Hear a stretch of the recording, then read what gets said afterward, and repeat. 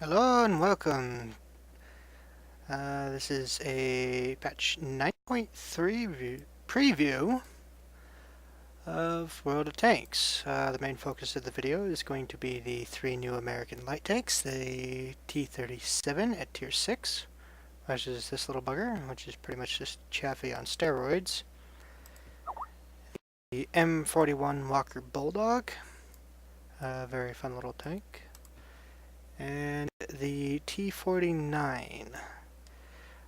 There are quite a few different features that are added in. I did not read the patch notes, so most of the stuff that I've come across is just by poking around.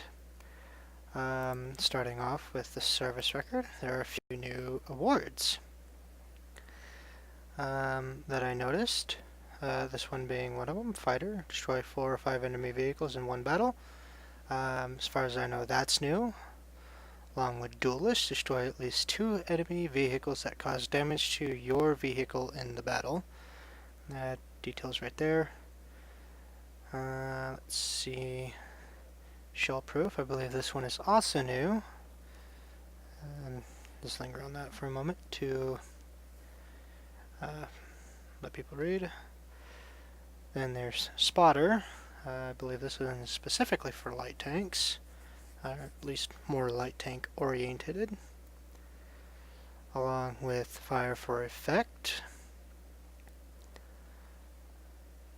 Fortress Crusher. I don't know if this is new for this patch. I've not seen it before, and I believe it's for the strongholds. Could be mistaken. Another one is Retaliation, also for the stronghold setup. Pretty much everything else in the honorary ranks is pretty much been there as far as I can tell. I don't know if there's anything new in the team battle stuff. This looks new as well. Do not cause any damage for 50 battles to allies. Okay. That might be new. Might be wrong. Doesn't appear to be anything new in the epic battle medals or the group rewards, but there are a few more commemorative tokens. This one being one of them. Bruiser, damage enemy's vehicle modules or injure crew members at least 5 times in a battle. No Man's Land, and the battle in a draw where both teams are completely destroyed. Eye for an eye, simultaneously destroy and be destroyed by the same enemy vehicle. I suspect that one's going to be pure dumb luck to get.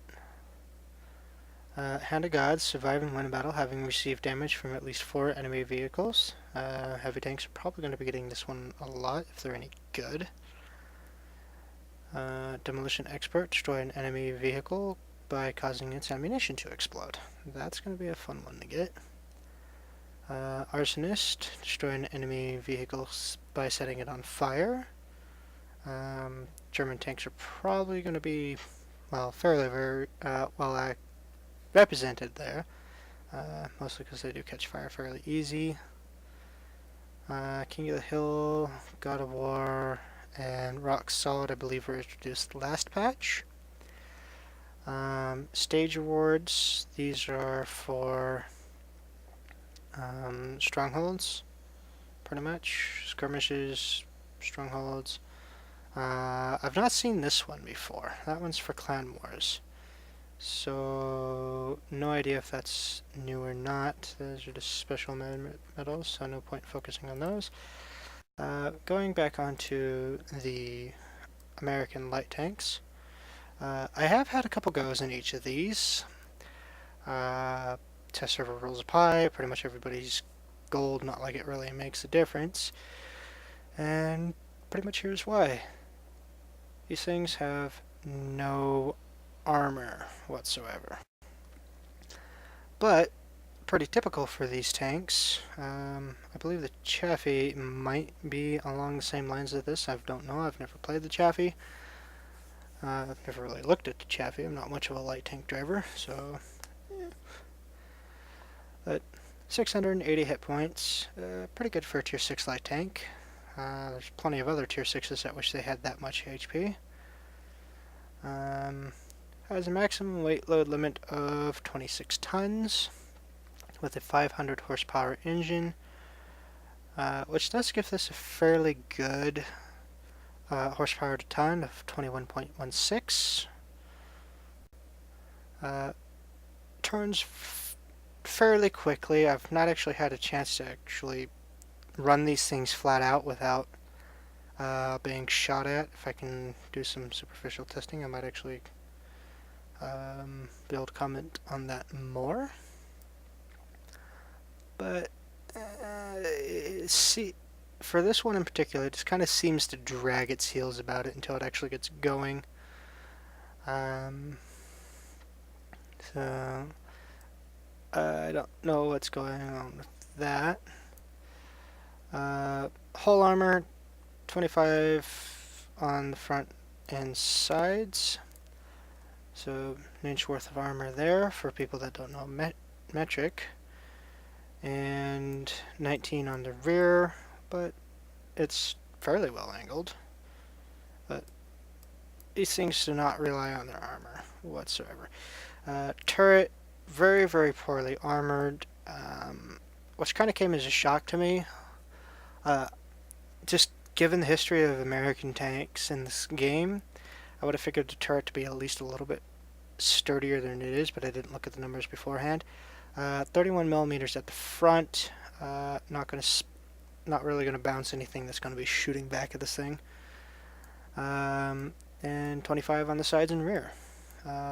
This thing is pretty much, as I said, Chaffee on steroids. The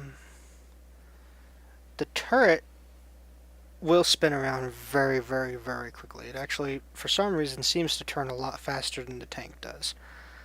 It gets a very good 390 meter view range, which for tier 6 is pretty good.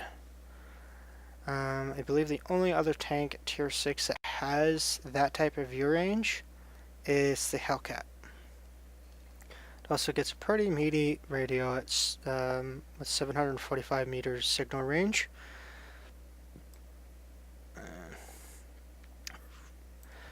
Going on to the crew skills, my basic mentality for light tanks, particularly ones like this, since I'm pretty much judging it by the Chaffee, even though I've never actually played it, is rocket towards a position, find a bush, set up camp.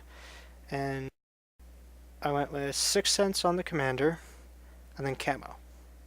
For crew setup, ventilation, just for the overall benefits to the crew, cabinet, binocular telescopes. Pretty much I have this thing set up as a passive scout. Not to say that it can't active scout, it is very quick. 66 kilometer per hour top speed, and it maneuvers well enough to possibly get away with active scouting, but I just feel like that's a waste for this tank. But being on the test server, and since the patch is mostly focused on light tanks, the ability to actually test that theory, whether it can active or passive better than the other, is pretty much rendered moot. Because there's just so many other light tanks. So the competition for spotting is definitely very, very, very fierce. This thing does have a choice of 2 pretty equivalent guns, in my opinion. Though the penetration, well, pretty much it's this 76mm T91, which is what I have equipped on it right now.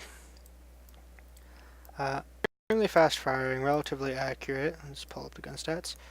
18.18 rounds per minute, 150 average penetration on the standard armor piercing shot, with 199 on its heat, and 38 for high explosive. Damage, it's fairly consistent. right around 100 or so damage per shot. 0.36 accuracy, not the best, not the worst. Pretty good aim time of 1.9 seconds. And the other option this thing has available to it is this little auto-loading gun. Significantly lower penetration all around. 137 for armor piercing and 185 for its heat, same for its high explosive. And the damage, once again, averages right around 105 or so on decent rolls.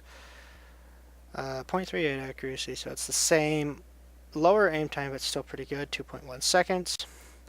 5-shot auto-loading magazine with a 2-second delay between the shots. I didn't actually count that out. And 20 seconds for loading. Personally, I don't like autoloaders. I don't like the way that they force the tank to be played. Though, if playing passively, the autoloader is pretty much indifferent to this gun. But I'd rather have, personally, I'd rather have just the constant output availability instead of bang, bang, bang, bang, reload and be completely helpless for 20 seconds while you're trying to run away. This at least gives the option to continuously fight back, which to me is more reliable than, well, what is essentially a significantly worse DPM. Because with this gun, just the ventilation puts out a shot at 3.9 seconds. Or 3.09, I should say. While this will put out the round at 2 seconds a shot, overall its DPM is significantly lower, which is kind of a theme that carries over to the M41 Walker Bulldog. Big increase of health, 910 hit points, with a max load limit of 26 tons, so their load limit is exactly the same. Both very, very, very lightweight armor. The only difference being is this has more, has better all-around turret armor. 25 millimeters all around.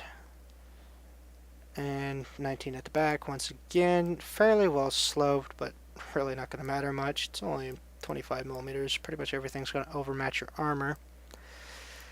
Top speed 72.4 kilometers per minute. Once again, I have not been able to test this thing flat out, but it does turn extremely well, and it feels like it turns very, very, very quickly and smoothly. It does have a 56-degree traverse speed on paper, and I don't bother trying to map all that stuff out, but it does turn smoother and quicker than this. Get to the gun in a minute. 50 degrees of turret traverse. This thing's turret will just fly around. It's, you look at something, bang, that gun is there looking at it, almost as quick as you can turn the camera. Once again, very good view range, 400 meters, with a 745 millimeter signal range. Once again, 6 cents on the commander, and then camo. Also, once again, set up pretty much for passive scouting. Though I feel like this can be used actively and passively very effectively, just on the way it performs. Once again, it does get an autoloader. Oddly enough, it fires APCR by default. So that was new. It does have, pull up the gun stats, a 10-shot autoloading magazine. Once again, 2 seconds in between the shells, and a 32-second aim time. That 2 seconds felt very, very, very slow to me. And it just seemed to take forever to pump out 10 shots. It just felt sluggish, like that 2 seconds was just a work of fiction. .4 accuracy, so that's getting towards Russian standards. Not the best. Does have decent penetration for a 76mm at 175mm penetration. Its heat does 210, 150 average damage. I think I was scoring about 130 to 140 on average. But yeah, that penetration is very, very good for a 76mm gun. Once again, don't particularly care for autoloaders, personal preference. This gun, however, I believe, in my own personal opinion, is the best gun for this tank. And we'll pull up the gun stats. Gets 17.14 rounds per minute, same penetration, all around same damage, slightly more accurate, better aim time. This thing just puts the lead out, and after that first shot, it just seems to stay very, very stable. And when moving and shooting, its dispersion doesn't get very big, that I noticed. It keeps a very, very tight reticle. Same with this thing. This thing has a pretty good on-the-move fire capability. Really don't know too much about the Walker Bulldog. I know the Chieftain did a quick snapshot of the Walker Bulldog relatively recently, within the past month or so. You can find him on YouTube or the tank's main site, all that fun stuff. Honestly, I don't know much about the tank, so I can't talk about it too much, as I normally like to. But, yeah. Going back to the gun, I just feel like this is the gun for this tank. It gives the tank a greater flexibility than what I think and feel that the autoloader does. It kind of gives the option between active scouting, passive scouting, and basically an attack light tank. Or light attack tank, I guess would be the proper way of saying it. I just feel like this gun gives this tank options. And I'm pretty well known amongst the people I associate with. I don't like light tanks, but this thing is just a barrel of fun. And I just really like it. It's all that needs to be said. It's a fun little tank. It's got a decent amount of health. It's quick, it's nimble, and it's punchy. In stark contrast to the other two tanks in the new American light tanks, this thing is almost exclusively passive scouting only. And it comes down to this gun. Mostly because I don't feel like this 90mm is viable on it. And I say that because 102mm of penetration at tier 8, you're going to struggle penetrating almost anything. Granted, it does get heat ammo, I think. Yeah. No, that can't be right. Yeah, it's a 90mm gun, so it gets high explosive, heat, high explosive, which is a premium high explosive. And I personally do not like relying on heat ammunition. But that's pretty much what this thing is exclusively for. And it's kind of a crap shot, to be honest. Actually, going over the tank stats, it has 1100 health, which is pretty good. Especially, I don't know much about the other tier 8 light tanks. If I'm not mistaken, that should be about average. Has a 25.7 ton weight limit, so it's actually lighter than the Bulldog and the T-37. It gives a 550 horsepower engine under current configuration, giving it a 23.73 horsepower per ton. Has a top speed of 7.4 kilometers an hour. Once again, as I've stated, haven't been able to run them flat out, so I can't really say for sure how easily it gets up to that top speed. It does turn fairly well at 44 degrees per second. Armor, pretty much junk 25 front and sides, 19 at the rear on the hull, 38 on the front turret, and 15 at the sides and rear. This thing is a bit of a conundrum, to be honest. One thing I did note with this tank in particular, it doesn't really have your typical American gun depression, and its gun elevation isn't the best either. It goes down about from level to about there, and about the same going back up. Its gun elevation is just horrible. Rate of fire with this gun is abhorred. You get about a 30-second reload with it. Does it actually say on the gun? Nope. And since we're on the gun, 152 millimeter howitzer. It's a heat cannon, once again. 0.6 accuracy, 3.6 second aiming time. Ew. Using this gun definitely does give it the biggest punch of the light tanks, but it really, really limits your engagement opportunities. Mostly because the gun takes forever to load.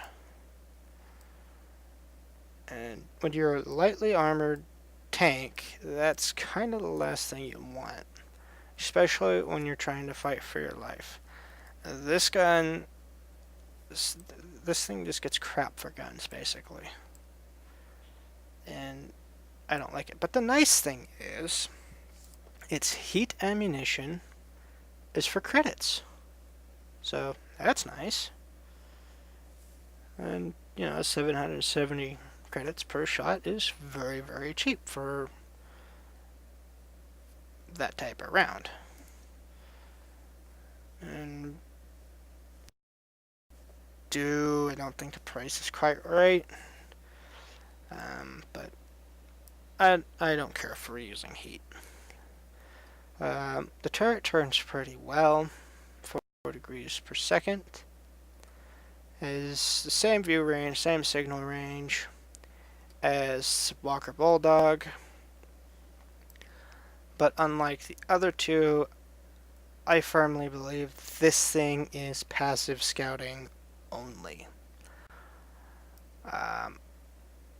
Mostly just because of that gun.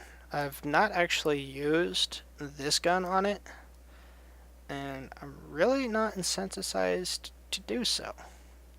I just don't feel like it's viable. Yeah, I'd probably give this tank options to be a little more aggressive. Definitely give it more options to be aggressive, but once again, you're relying on heat ammunition, and then for the types of tanks that you're facing, most of the time you got to deal with spaced armor, angled armor, and very thick armor that is often rounded, sloped, or covered with spacings and stuff. So this thing is pretty much a passive scout and possibly an ambush tank. But it fires its shot and it gets the hell out of dodge. Which its speed and maneuverability should allow it to do that. It's just, I don't know. This tank doesn't seem to fit. Anyways, this is your host Luca, and I will see you next time.